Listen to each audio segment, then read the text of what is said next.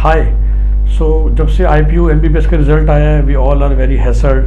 मैंने एक वीडियो कल रात को डाला depending upon what I thought, और IP ने खैर वो तो कंफर्म नहीं किया है, लेकिन समहाउ उनको भी रियलाइज़ हो रहा है, बिकॉज काफ़ी पेरेंट्स ने जाके IP को दिखाया, बिकॉज ऑल इंडिया कोटा की राउंड 2 की अलॉटमेंट लिस्ट आ चुकी है।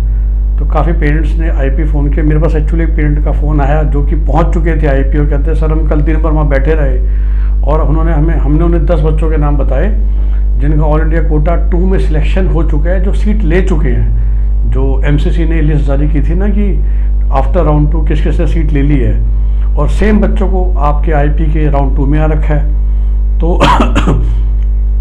देखिए, गवर्नमेंट के पास ना ऐसा कोई प्रोविज़न है नहीं, क्योंकि वो बच्चों ने अगर अप्लाई कर दिया और बच्चों ने गलती कर दी और बच्चे पहले से अप्लाई करके बैठे हुए थे, तो उन्होंने बच्चों को सीट दे दी है। तो मैंने गेस वही मारी थी कि शायद बच्चों ने 40,000 रुपीज़ की पार्ट पेमेंट करी होगी और एक्सटेंड करवा दिया।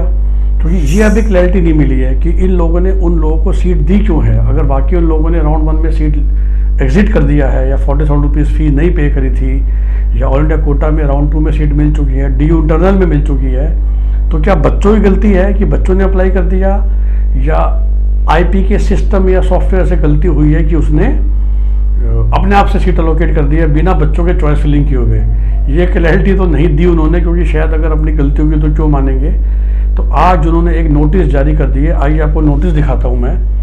तो नोटिस की लैंग्वेज को धीरे धीरे देखेंगे और आप समझेंगे कि गड़बड़ क्या या दिक्कत वो लोग खुद ही क्या मान रहे हैं। तो वो इस बात को कह रहे हैं कि देखिए, हमने कट ऑफ लिस्ट दे दी और छाप दिया गया है, और अब वो कह रहे हैं कि admission of students who fail to fulfil the minimum eligibility criteria as stated will be cancelled. ये तो कुछ है ही नहीं, वेरी फ्रेंकली।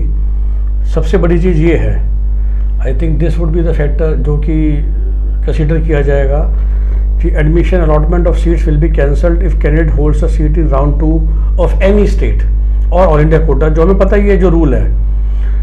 तो उसके लिए उन्होंने क्या करा है कि यूनिवर्सिटी ने दोनों कॉलेज से बोला है कि आप चेक कीजिए। देखिए, मतलब कि ये कहा गया है कि आप चेक कीजिए कि अगर किसी बच्चे के पास दोनों सीटें थी, तो आपने अगर किसी बच्चे का DU इंटरनल में पहले हो चुका है या ऑल इंडिया कोटा में हो चुका है, तो आप मैनुअली चेक कीजिए कि वो कौन से बच्चे हैं जिनका DU में हो चुका है या ऑल इंडिया कोटा में हो चुका है, और उनकी सीटें आप प्रोएक्टिवली कैंसिल कीजिए, उनके अलॉटमेंट को, और उस जो फिर फाइनल एक लिस्ट बनेगी उसको वो 15 दिसंबर को छापेंगे। जो भी वैकेंसी मिल जाएगी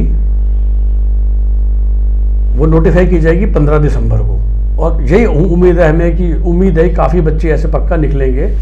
और लास्ट पैराग्राफ ये है कि मॉपअप से पहले वो स्लाइडिंग राउंड करेंगे अब, क्योंकि जो सीटें खाली हो जाएंगी, लेट्स अम्बेडकर में खाली होती हैं, तो जिनको दोबारा से NDMC कॉलेज मिला है और उन्होंने अपग्रेड मांगा था अम्बेडकर को, तो उसको पहले उनको दिया जाएगा, so that they can go and join Ambedkar, and then finally vacancy जो निकलेगी फाइनली स्लाइडिंग के बाद उसको फिर वो मॉपअप करेंगे।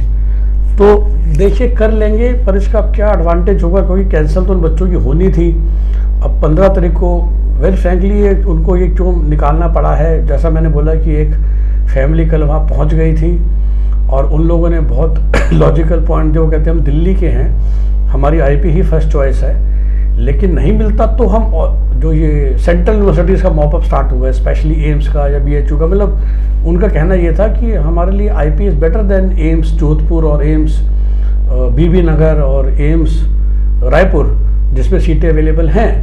तो अगर हमने मॉपअप अप्लाई कर दिया और हमें एम्स रायपुर मिल गया, क्योंकि आपका IP इतना लेट चल रहा है, तो हम वो ले लेंगे, जबकि हमको तो IP में मिलना चाहिए था। शायद इसलिए ये 15 तारीख की लिस्ट निकाल रहे हैं, MCC मॉपअप का रिज़ल्ट आने से पहले या उन दिनों में ही, ताकि ऐसे जो लोग हैं जो कि IP को प्रेफर कर रहे हैं over central universities round 3 which is mop up, उनको हेल्प हो सके। तो ये क्लैरिफिकेशन है जो हमें भी लग रहा था कि मल्टीपल सीट्स होल्ड की गई हैं दिल्ली के बच्चों के द्वारा, and that is the reason कि कट ऑफ इतनी हाई गई है। तो I hope it will help you. Thanks a lot, have a very nice day, bye bye.